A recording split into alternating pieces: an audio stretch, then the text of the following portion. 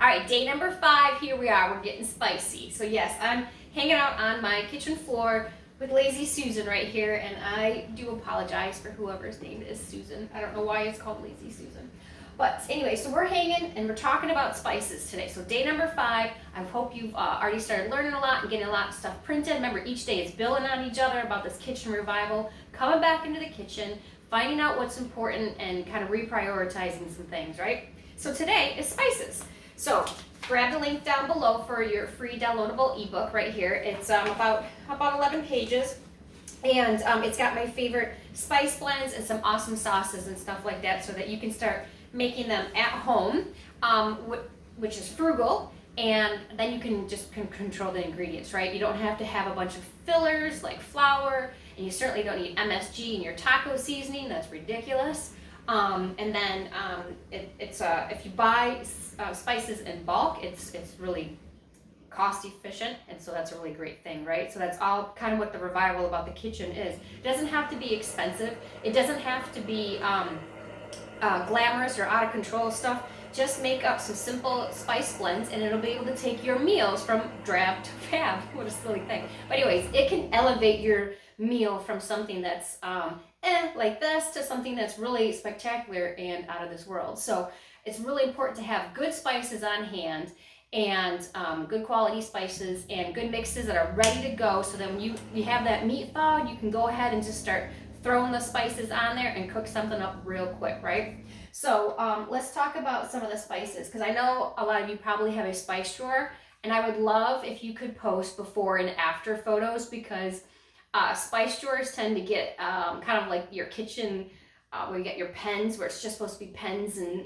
maybe a ruler and some markers or whatever in your kitchen. It gets out of control and it's like hanging out. It's probably like your spice drawer, right? Some funky stuff. So you'll see below down in the post too that I had some stuff that I need to throw out and get rid of, and just kind of combine and make sense and just reorganize it so that I can just easily come in here and grab what I need to grab and go.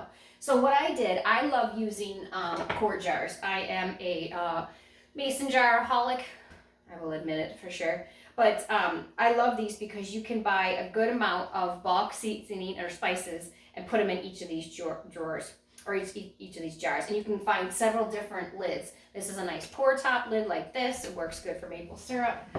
Sometimes I just might just use a regular lid like this, and that's my taco seasoning. There are also fabulous plastic lids that are linked down below too, that just fit on here really good, and I reuse them constantly. So just lots of different choices, and as you see, we kind of just have lots of spices. Some of them are pour tops like that for my cinnamon, and I've got these flip tops. I mean, you can just go crazy. You can mix and match. You can get all fancy. Use what you have on hand to keep it frugal, but you can start to invest in some of these things that are a little bit easier to pour out of and stuff like that. So what I did was combine some of my, I had some small ones and some big ones, so I combined those and put those together. I even threw some out that I've had for years, some weird things. I'm like, I'm never going to use this, and so you shouldn't just keep that stuff on hand. You don't need that many spices. I have a lot, but I know sometimes people can have like a tremendous amount, and they're all these little jars, and it doesn't make sense, and they get lost, so you buy more. I did that with tartar, and I was like, why do I have 3 little things of cream of tartar? So combine those into a little cute thing, moved on, right? Then I know it's in one spot, I don't need it. It also gave me a good idea to give me an inventory of a couple of things that I need to go ahead and replace too. And so like, I've got garlic here and an onion, and actually this year I'm going to go ahead and try to dehydrate my own garlic and my own onion just in my dehydrator, and then grind that up as fine as I can and see how that works out for me. So I'll keep you posted and how that works. I'm assuming it should work pretty good. It may not get as fine as you buy in the powder, in the bags or in the shakers, but that'll be fine with me because it mixes up just fine. So it gave me a good time to do some inventory and some things that I need to go ahead and get either purchased or get prepped. My favorite places to buy spices from are from Azure Standard. I love them. I coordinate a drop here up in northern Michigan. They have good prices. I also have a friend that does a Frontier wholesale that I get from Frontier Spices. Love them. Or I'll even get them from Vitacost.com, and I'll buy the Frontier from Vitacost depending on what the price is for everywhere, because I'm always price comparing, right? I'm sure you guys are too. That's how you gotta keep the budget under control, right? You gotta keep looking at the cost of everything. So I have some great spices. You buy them in bulk. You can make up your spice blends and stuff like that. And some of my favorite ones are the homemade taco seasoning. I use that just constantly. The homemade chili seasoning, I use that as well, especially during the winter. Italian seasoning, right? I use that for my homemade pizza sauce. That the recipe is on my website as well. I use garlic, salt, and then mix with the Italian seasoning with my homemade tomato sauce that I can. But you can buy a jar from the store, and it's out of this world. I just love it.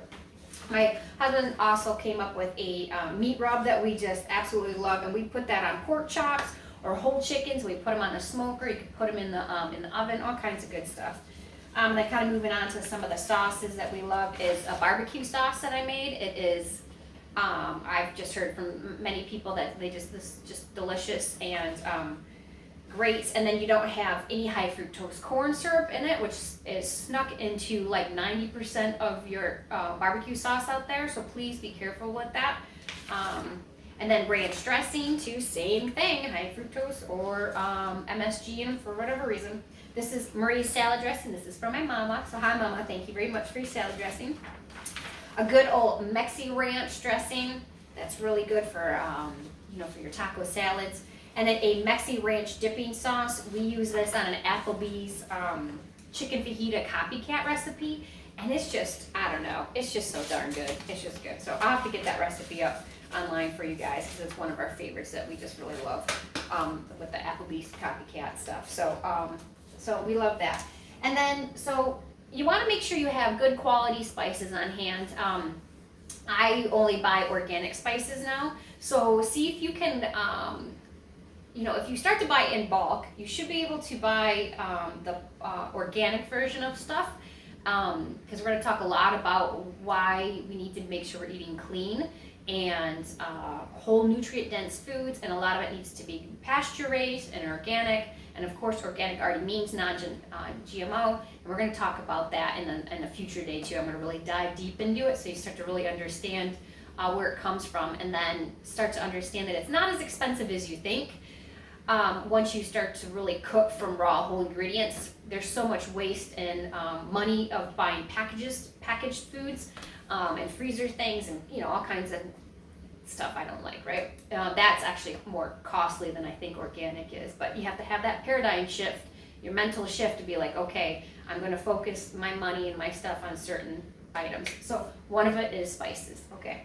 So another really important thing here is having good quality salt on hand, all right? I only buy now Redmond's real salt. It is actually real salt. It has minerals in it because they don't refine it. And they don't add an anti-caking agent. If you look on back of some of your salts, it actually has an anti-caking agent in it. I just figure, why do we need to have extra things that our body has to try to digest when it should just go right to the good nutrients and stuff like that? So this has got minerals in it. They don't sell them in these buckets anymore, but they sell them in bags, and I just keep putting it back in this bucket. But I absolutely love Redmond's real salt. Himalayan pink salt is great as well. I just happen to just kind of stick with this guy right now. And I think you'll hear a lot of homesteaders do that, but I've listened to them and kind of did some research, and I just really enjoy what they're doing and what they believe in, so I do the Redmond's real salt. So I will do that. So it's important to have that good quality salt on hand to use for everything. Here is the salt in a smaller jar, and I don't know if you can tell, but it kind of clumps up, and that's how you can tell it doesn't actually have an anti-caking agent in it, so which is a good thing. So you just kind of give it a good shake, and then you just pour it out. So I hope you liked getting spicy with me. The cat did too. She always shows up, doesn't she, with all these videos. So go ahead, grab this, reorganize this, and please post pictures before and after, and kind of some of the stuff that you might have thrown out, just like the stuff that I did below. So I'll see you the next day.